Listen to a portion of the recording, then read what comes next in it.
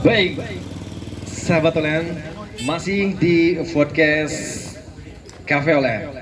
Dan kita masih bersama FKPPAI, Forum Keluarga Paranormal dan Penyembuh Alternatif Indonesia, atau bisa disingkat dengan FKPPAI. Oke, Faris masih bersama Ki Galuh dan Wadatuh. Baik, sahabat Olen, tadi kita sudah mengetahui beberapa dari anggota FKPPAI, namun masih penasaran, masih ada lagi yang mau dipanggil, yaitu Sri Kandi. Nah, kalau laki-laki sebutnya apa sih? Sama aja apa gimana? Ada panggilan khusus nggak sih untuk laki-laki dan perempuan? Nggak ada, sama aja. Cuman kalau di Indonesia biasanya kalau cewek-cewek hebat itu sebutnya Sri Kandi ya. Kalau laki-laki mungkin Arjuna. Oke, baik, bisa dipanggil lagi untuk anggota selanjutnya yang bisa kita perkenalkan, atau mungkin Paris tanya-tanya perihal di FKPPAI ini. Untuk Bunda Sri, silakan. Baik, Lokasi. Bunda Sri. Iya. Baik, tepuk tangan dulu untuk Bunda Sri, salah satu anggota dari FKPPI. Tadi mungkin ada Bunda siapa? Bunda Evi. Ya, Bunda Evi, dan sekarang ada Bunda Sri. Selamat malam Bunda Sri. Selamat malam. Iya. Tapi manggilnya Mbak aja. Mbak aja. Baik. Manggilnya Mbak. Kalau dipanggil Mbak berarti saya Mas. Ya, Iya. boleh. Kalau Tante berarti saya Om. Tapi please jangan panggil Om, bawaannya suka pengen transfer. Usia 50 boleh Iya. dong panggil Mbak. Biasanya gitu. Oke, sahabat Olen, kita lanjut kembali, dan di sini sudah ada Mbak. Nah, salah satu Sri Kandi, atau mungkin paranormal, atau dia di bidang spiritual. Nah, Mbak Sri aslinya mana tuh Mbak? Kalau ini sih kayaknya kayak Sumatera gitu. Kalau Mbak bukan ya, Jawa ya. Oke, silakan Mbak, di mana? Izin perkenalkan, nama saya Sri. Ya, makanya panggilnya Mbak aja, Mbak Mbak Sri. aja. Usia kepala 5, buntutnya nggak usah disebutin ya, gitu kan ya.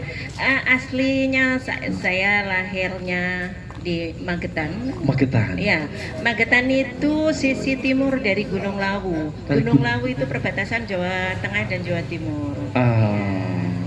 Jawa Tengah dan Jawa Timur. Nah. Disitulah Gunung Lawu. Disitulah Gunung Iya. Lawu. Dan Mbak Sri dilahirkan di situ. Iya. Iya. Nah, ngomong-ngomong, Mbak Sri kan dari Magetan. Di Kerawang ini udah lama. Di Magetan ini saya dari tahun 1998, waktu pecah kerusuhan. Wow. Jadi saya saksi sejarah. Saksi sejarah. Jadi melihat, meneraba, dan menerawang. Kayak uang jadinya. Iya, Tahu lah ya.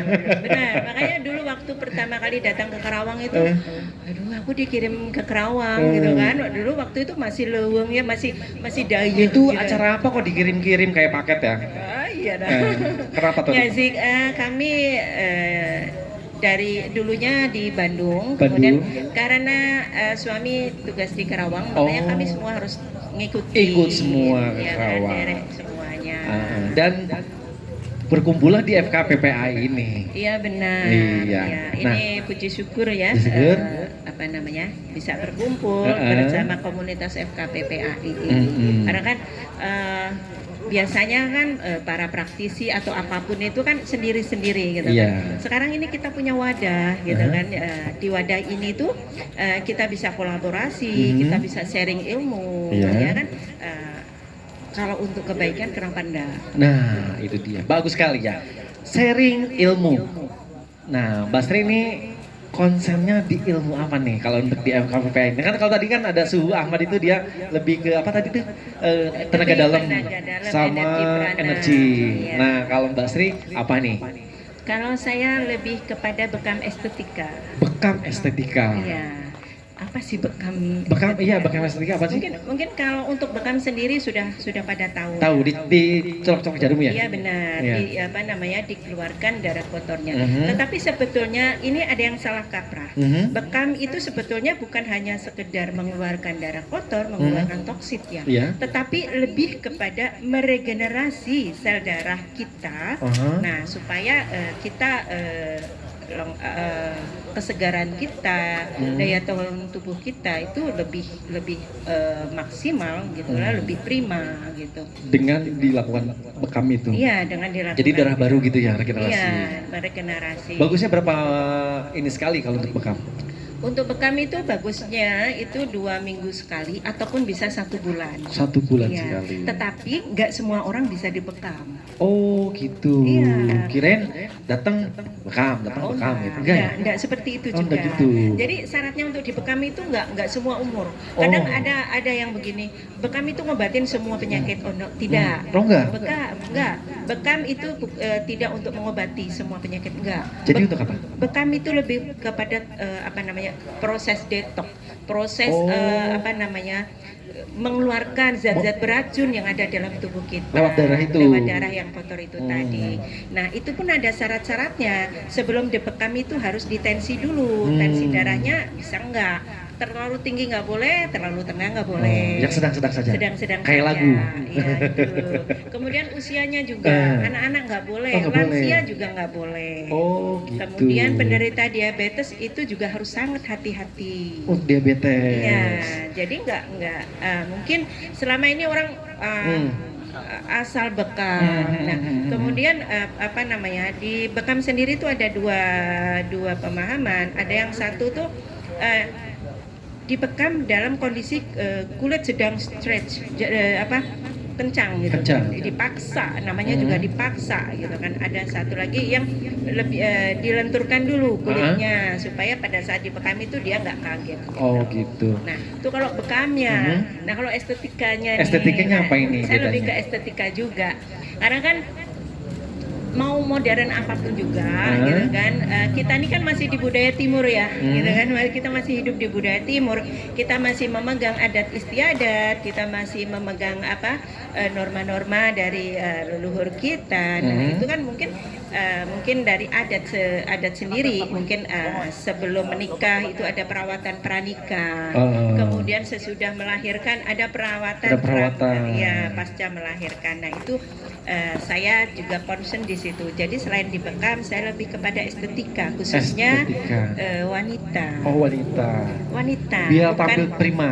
Ya, wanita ya. Jadi wanita bukan sekedar perempuan. Oh gitu. Ya, karena wanita itu benar-benar harus dijaga semuanya. Semuanya. Gitu ya. Iya, kalau mungkin dulu zaman nenek moyang kita masih pada vegetarian gitu nggak apa-apa, makanannya sehat-sehat gitu kan. Nah kalau sekarang gitu kan, sekarang kan polusi di mana-mana. Makanan yang kita makan pun itu kan bahan kimia ya, racun. Banyak junk Sekarang food ya. Iya, nggak usah jauh-jauh junk food ya kan. Bayam pun, Bayam. ya sayur bayam pun itu udah tidak sesegar dulu karena pupunya sudah mengandung insektisida. Makanya itulah perlunya Dibekam, estetik. perlunya bekam. Nah, untuk estetikanya sendiri kita kan harus menjaga nih ya asupannya gitu kan. Pengaruhnya apa? Tetap ada pengaruhnya. Makanan yang kita jaga, kemudian perawatan dari dalam, selain perawatan dari luar ya. Jadi nggak hanya bermodalkan bedak yang mahal gitu kan, tapi juga harus perawatan dari dalam, itu yang lebih utama. Jamu, kemudian totok aura, totok punggung. Mohon maaf, totok khusus wanita itu sangat. Oh ada. Jadi usia 50 jadi 17 lagi. Ya, rasanya jadi maknyus. Wah ini perlu nanti nih, Bu Sri, Mbak Sri alamatnya di mana? Boleh nanti kalau misalkan ingin nggak usah langsung terapi ya, mungkin hanya sekedar sharing pun bisa loh gitu kan. Ya, misalkan sharing tentang food combining ataupun tentang yoga untuk wanita ya, itu penting juga. Silahkan nanti hubungin saya aja di nomor 0812 9570 4259. Iya. Rumah saya di Warung Bambu. Warung Bambu. Kalau dibekam itu semua anggota tubuh bisa dibekam apa tertentu saja? Katakanlah kalau yang biasanya kan ada, kalau saya ngelihat ya, ada di punggung nih. Apakah selain punggung ada yang bisa lagi dibekam? Bisa. Oh bisa. Nah, kalau untuk ada titik utama bekam ya, ini titik utama bekam tuh mungkin di punggung, di tengkuk itu. Nah, untuk wanita sendiri itu kan ada yang misalkan Mbak muka aku jerawatan banget ini gimana? Iya. Ada titik untuk jerawat, kemudian sakit gigi. Nah, kemudian untuk awet muda itu ada di mana untuk menstabilkan hormon biar nggak meledak-ledak gimana. Jadi meskipun tanggal tua tetap adem ayem aja. Nah, itu loh penting itu. Betul Suami-suaminya itu ya. itu penting ini penting buat suami ya ternyata ya. Buat para suami penting banget. Penting banget. Jadi terus apa namanya? Bekam ini juga nggak harus yang sudah berkeluarga, yang masih gadis. Oh gadis bisa. Bisa. Yang penting di usia tertentu lah ya. Iya. Jangan terlalu anak-anak atau lansia. Yang penting jangan di bawah 5 tahun ataupun di atas 60 tahun. Iya. Selain bekam estetik, ada lagi Mbak Sri? Mungkin ada. Oh nanti saya tanya ke Kiki. Punya indra keenam kah? Atau indra bakti? Atau indra-indra yang lainnya? Kayaknya Ki Galuh nanti tahu nih anggotanya yang punya six sense itu. Selain bekam estetik ada apa lagi Mbak? Adalah ya. Gini, Apa tuh? indra keenam ataupun apapun juga itu adalah anugerah dari Tuhan. Jadi bagi kami itu adalah anugerah. Namanya anugerah itu harus diterima, harus disyukuri. Masa iya sih dikasih anugerah terus dibuang? Betul. Masa iya sih dikasih anugerah terus nggak dipakai dengan Terus baik? Mbak, kalau yang punya gitu biasanya memang suka tahu ya ada bisikan atau gimana gitu. Maksudnya bisa tahu duluan gitu. Bener gak sih Ki? Atau Mbak atau Wak? mungkin Saya kan nggak tahu nih. mungkin bukan tahu duluan karena gini, semua ini kan semuanya bisa dipelajari loh. Jadi Oh, gitu. meskipun kita bukan orang terpilih dalam tanda kutip, meskipun kita bukan orang terpilih, meskipun kita tidak punya the sixth sense, nggak punya indera keenam apapun apa, itu semua bisa dipelajari. Dan semuanya ada di ilmu metafisika. Semuanya ada. Jadi meskipun ada embel-embel kita ini dukun, kita juga harus dukun yang intelektual. Wah. Jadi Dukun intelek lah. Iya. Jadi apapun misalkan ada misalkan ada pasien datang ya kita harus bisa menjelaskan gitu kan. Mungkin datang gitu kan. Aduh Mbak, kepalaku ini sakit luar biasa. Iya. Kenapa? Jangan-jangan saya disantet. Wah. Jangan. Jangan buru-buru. Iya. Karena gini, tubuh kita ini ibaratnya kumparan energi. Ya, tubuh kita ini kumparan energi. Jadi apa yang kita pancarkan ke alam semesta, itu yang akan ditangkap oleh alam semesta. Dan apa yang kembali kepada diri kita. Oh gitu. Ya, intinya adalah dari semuanya itu adalah kita harus tetap berpikiran positif. Pikiran positif. Iya, jangan gampang menjudge, jangan gampang menuduh. Langsung santet. Wah, kena santet ini. Waduh. Iya kan? Iya. Jangan kena santet. Iya, dikit santet. Kena ya. Iya. Jadi kita meluruskan hal seperti itu. Kalau di Ome TV yang tuh ada tuh yang dicekek, santet online itu gimana itu? Saya akan no comment aja. Kami no comment. Jadi posisinya balik lagi kita, jadi pada saat ada pasien tidak langsung menjudge bahwa itu santet dan sebagainya. Iya, kita nggak Jadi boleh. mungkin konsul dulu, ditelaah dulu. Ya, jadi misalkan ada misalkan karena kalau misalkan sakit kepala itu belum tentu loh kepalanya sakit. Iya. Atau misalkan aduh dadaku kok sesek banget itu kenapa ya? Mungkin pertama dia patah hati, ya kan? Mungkin kedua dia ada masalah psikis. Keluarga. Nah, yang jarang sekali disadari Apa saat tuh? ya mungkin ada keluhan kepala pusing, badan pegel, nggak bisa tidur, keringat, segala macam. Intinya itu ada satu. Apa tuh? Itu ada pada pola makan. Pola makan. Ya, makanya di situ benar-benar yang namanya pembersihan kolon, pembersihan usus besar itu langkah pertama kali. Maksudnya pola makan berlebih, pola makan yang tidak baik, atau pola makan yang yang seperti apa? Pola makan yang tidak baik. Oh, Ya, gitu. contohnya pola makan yang tidak baik. Kita nggak bisa menghindari makanan gorengan. Kita nggak bisa menghindari makanan daging ataupun apa. Karena kita perlu gitu loh. Kita misalkan, aduh jangan makan yang berlemak-lemak loh. Kita tuh perlu lemak untuk menghangatkan tubuh kita. Ya, terus gimana? Makan apa aja, Ya. asalkan sesuai porsi. Nah, Jangan berlebih. jangan berlebih. Boleh makan sayuran-sayuran hijau biar seger gitu kan. Tapi ya harus sesuai porsi. Porsinya. Kemudian waktu makan Mhm. itu juga ada porsinya karena tubuh kita ini kan juga ada apa ya? Mungkin kalau tadi istilahnya suhu Ahmad semua bisa diajak berbicara, organ tubuh kita pun Ya. bisa berbicara gitu kan. Jadi ada saatnya organ tubuh kita tuh istirahat, Iya, ya kan? iya. Seperti kita kan harus istirahat, harus buat relaksasi. Organ tubuh kita juga perlu relaksasi. Makanya itu semuanya tuh saling keterkaitan itu di situ. Nah, itulah makanya sebagai seorang praktisi kita jangan hanya berpedoman pada ilmu gugon tuhon kata orang Jawa. Iya. Hanya jangan berpedoman pada jenah. Jenah. Jangan Cenah. hanya jenah katanya. Katanya. Ya. Jadi kita di FKPPAI ini makanya kita rubah image yang yang timbul di masyarakat. Aduh, ini sedikit-sedikit begini, sedikit-sedikit begini kan. Bisa jadi kepalanya sakit luar biasa seperti ditusuk-tusuk jarum itu Ya. karena gastriknya tinggi. Oh. Ya kan? Mungkin bisa jadi bangun tidur, aduh kakiku kayak ditusuk-tusuk paku gitu kan. Itu nggak berarti disantet loh. Ya kan? Itu bisa kolesterolnya tinggi, bisa asam uratnya tinggi. Tapi memang untuk mendiagnosanya itu orang yang kena santet sama yang tidak kena santet kentara ya? Bisa. Bisa Bisa. Oh, bisa dibedakan. Bisa dibedakan. Wah, kamu ini. Wah, gitu. Bisa. Ini bukan kena santet ini, kamu Iya. kena mah misalkan. Ya. Perutnya jadi sakit. Nah itu bisa. Jadi mungkin dari mungkin kami ya itu kan mungkin ada dari deteksi telapak tangan, kemudian deteksi dari iris mata, kemudian deteksi dari suara. Suara kita pun bisa terdeteksi. Makanya jangan salah kalau misalkan ada kita mengobati pasien dari Australia just lewat telepon. Aduh keren banget. No, enggak keren karena semua itu ada ilmunya gitu. Oh, gitu. Ya dari Jadi gelombang ada juga ya ada pengobatan by online itu, by bisa phone. atau misalkan Orangnya di mana gitu. Iya. Kita obatin.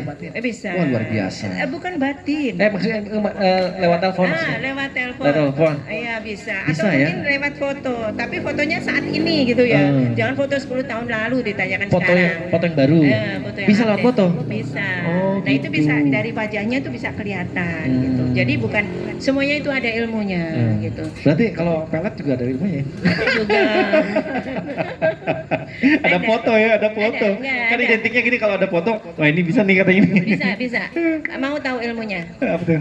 Pandang foto itu. Terus Terus pandang, Pandang. dengan sepenuh hati. Benar-benar kuatkan niat dalam hati. Lalu ucapkan, Tuhan, Engkau yang menguasai semuanya. Aku mohon, lembutkanlah hati orang yang ada di foto ini kepadaku, sebagaimana kau lembutkan besi panas kepada Nabi Daud. seperti itu. Luar biasa. Nanti dicoba nih kayak ini ya sahabat Olen nih. Jadi nggak perlu mandi kembang. Belum mandi kembang. Oh ada yang mau nanya? Mau belajar Oh, ya Bang Heri ya. Iya. Jadi langsung nanti ya. boleh. Privat lah. Jadi gitu dan ada satu lagi yang selalu kami tekankan ya di anggota kami di forum kami ini. Kita ini diberi kesempatan, kita ini mendapatkan kepercayaan untuk membantu seseorang mengatasi keluhannya. Kami bukan mengobati ya. Beda. Kami bukan mengobati, kami membantu mengatasi keluhannya. Nah, itu keluhannya mungkin di apa? Badannya atau apapun. Tugas kami hanya membantu. Dan kami, para tetua kami, apapun juga keyakinan kita, apapun juga latar belakang kita, ya kan?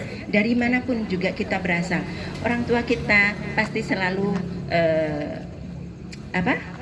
mengajarkan jika kamu menjadi seorang tabib, Ya, jika kamu menjadi seorang penyembuh, jika kamu dianugerahi sebagai sang terpilih, dan saat seseorang datang kepadamu dengan keluhannya, dengan sakitnya, obati sakitnya itu, atasi keluhannya itu, tapi ingat, jangan membuatnya menjadi terluka dengan prasangka. Jangan terluka sama prasangka. Iya. Prasangka maksudnya? Ya, prasangka. Misalkan gini.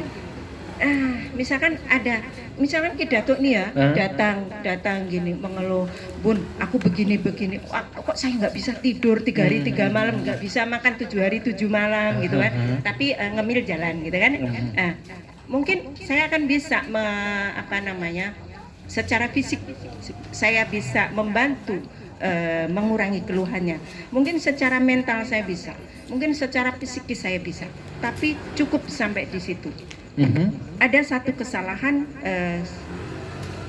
kami sebagai praktisi, kami menyebut kami karena praktisi itu adalah keluarga kami, yaitu dengan menyebutkan kami itu sakit itu tuh gara-gara di A.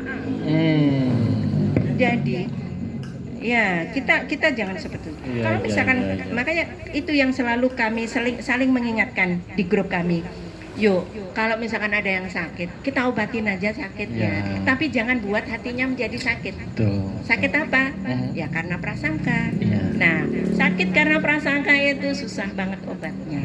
Jadi larinya prasangka negative thinking ya. Ya gitu. Jadi saya tangkap kalau dari Mbak Sri tadi itu pola makan, istirahat, sama positive thinking. Mungkin itu ya bisa menguatkan kita dalam menjalani kehidupan ini. Betul ya, Mbak? Iya, benar. Saya pintar berarti.